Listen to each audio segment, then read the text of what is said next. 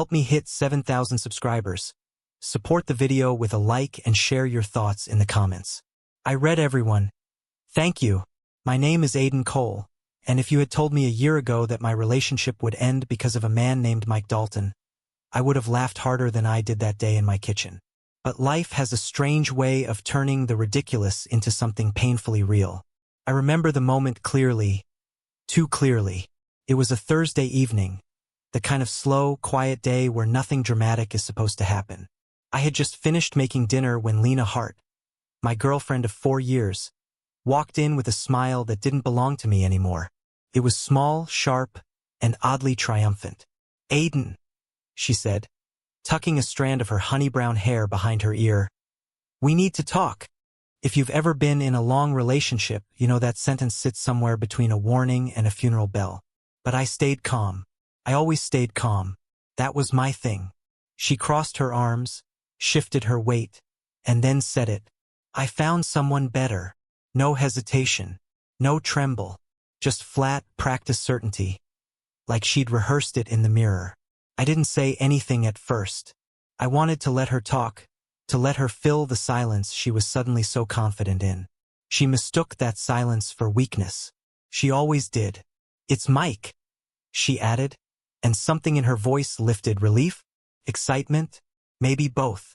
"I know you've always thought he was harmless, but we connected, really connected, and I think he understands me in ways you don't." She expected shock, anger, maybe even begging, something big and cinematic. Instead, I laughed, quietly at first, then louder than I intended. Her smirk twitched. "What's so funny?" I wiped my eyes, steadied my breath, and said, "Mike? Oh, Lena, you don't want to hear this."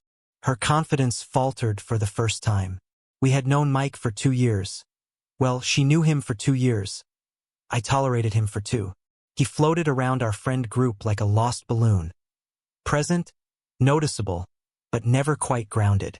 He was the guy who bragged about crypto after losing half his savings, the guy who wore sunglasses indoors because he thought it made him mysterious, the guy who borrowed money with charming promises but repaid in excuses. But Lena never saw any of that. She saw potential. She saw sensitivity. She saw the kind of emotional chaos she mistook for passion. "Aiden, don't be rude," she snapped, though there was a tremble now. "He's a good man. So is a Labrador," I said. "Difference is, a Labrador doesn't lie about working at Tesla." She flushed bright red. "You're just jealous." "That," I said, "is the funny part, because jealousy wasn't even in the same universe as what I felt. Maybe disappointment, maybe clarity, maybe relief disguised as humor. But not jealousy."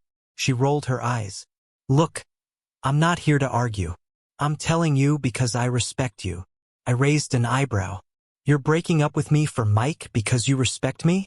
Her lips tightened. "I just want someone who actually sees me, someone who listens, someone who cares about what I need." I almost laughed again. Instead, I nodded. "Okay, I'm not stopping you." Her shock was immediate and obvious.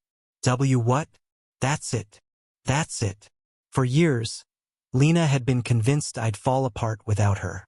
She believed she held the emotional oxygen in the room. So the idea that I might simply let her walk away, worse, that I might be fine with it, unsettled her more than any argument could. She shifted again. "You're taking this awfully well." "I'm taking it realistically." "Aiden, say something real. Don't just shut down." "I'm not shutting down," I replied. "I'm accepting what you've already decided." She looked away then, and for the first time, I saw uncertainty break through her confidence like a crack in glass. After a moment, she said, "Well, I'm going to pack some things." I stepped aside. "Go ahead." She walked down the hall, but before she reached the bedroom, she turned back and said, "You know, you're going to regret this. One day, when you realize I was the only one who cared about you." I looked at her calmly. "Then I guess that day will be interesting." That shook her. I saw it in her eyes. But the real punchline, the real reason I laughed, wasn't something I planned on telling her. Not then. Because the truth was simple. Mike wasn't the surprise in this story. Lena was. Mike had been lying to her for months, and I knew. I knew something she was completely unprepared to hear. She came back out with a small overnight bag slung over her shoulder. It was sudden, but not surprising. Lena loved dramatic exits almost as much as she loved dramatic entrances. She placed the bag near her feet. "I'll come back for the rest this weekend." "All right," I said. She hesitated again. "You really don't have anything to say?" I shrugged lightly. "You made your choice. I'm just letting the world unfold the way it wants to." Her jaw flexed. She hated when I spoke like that, calm, logical, untouchable. She once told me my composure made her feel like I didn't care enough to react. Ironically, it was the same composure she loved when we first met, when she thought it meant I was solid and reliable. She opened the door. A cold breeze rushed in. "Mike's waiting for me outside." Of course he was.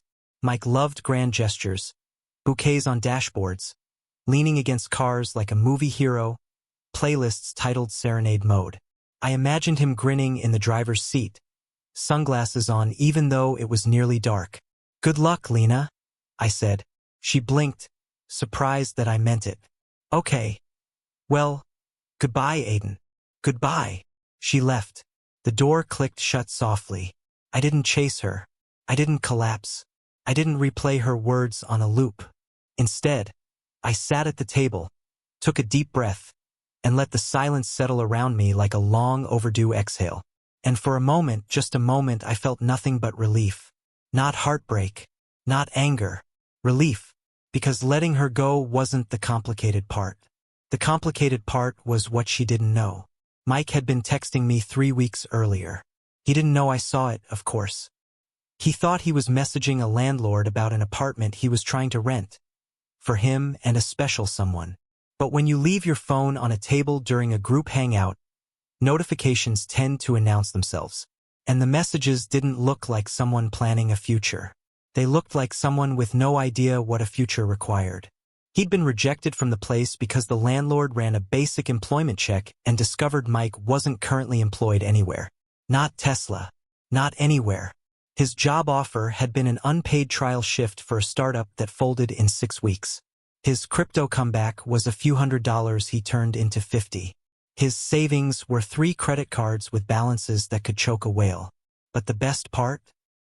He told the landlord he was planning to move in with a girl who can cover most of the bills until he stabilizes. A girl. Not Lena. Not my girlfriend.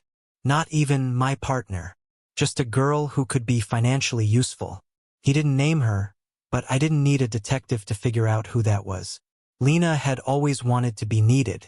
She liked being the emotional rescuer, the fixer of fragile men, the woman who could change someone's life. She loved the idea of potential, even if potential was just another word for chaos dressed in charm. I knew she'd see Mike as a storm worth saving, and he'd see her as shelter. That was why I laughed.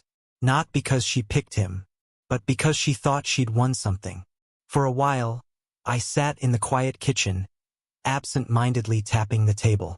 Then I stood up, walked to the hallway, and looked at the empty space where her shoes used to be. 7 pairs of them, all lined up like colorful punctuation marks. Gone. Felt like breathing room. That night, I slept better than I had in months. No midnight arguments about who wasn't listening. No passive-aggressive sighs. No cold shoulder creeping across the bed like an unwelcome shadow. The next morning, I made coffee, opened the curtains, and checked my phone. 3 messages. All from Lena. "Lena, can we talk?" "Lena, something happened." "Lena, please call me. It's important." I didn't respond. I made breakfast, ate slowly, let the morning sunlight spill across the counter. It was peaceful in a way I hadn't realized I'd been craving. An hour later, she called. I let it ring. She called again and again.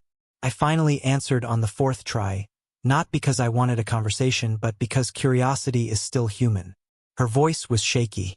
"Aiden, can I come over?" "No." She exhaled sharply. "Please. I really need to talk to you." "What happened?" I asked, even though I already had a guess. There was a long pause. Then, in a small, brittle voice, she said, Aiden, Mike asked me to loan him money. A lot of money. He said it's temporary, but I asked him why he needed it and he snapped at me. He said if I loved him, I'd trust him. And then he drove off. I rubbed my temple. Lena, that sounds like a you and Mike problem. Aiden, he's not who I thought he was.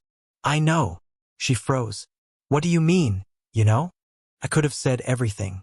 I could have told her about the apartment messages, the fake job, the financial crash waiting to happen. I could have unloaded the truth she deserved, or at least the truth she needed. But instead I said, because you're the last person he needed, not the first. Silence. Aiden, I made a mistake. We all do. Can I please come home? I took a breath.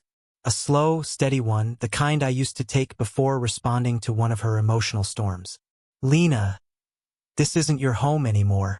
She inhaled sharply, meaning to argue, but no words came. I continued, you left for something better. I'm just letting you live with your choice. Aiden, please. Goodbye, Lena. And for the second time in 2 days, I let her go. This time without laughing. This time without pain. This time with clarity. Some endings don't need revenge.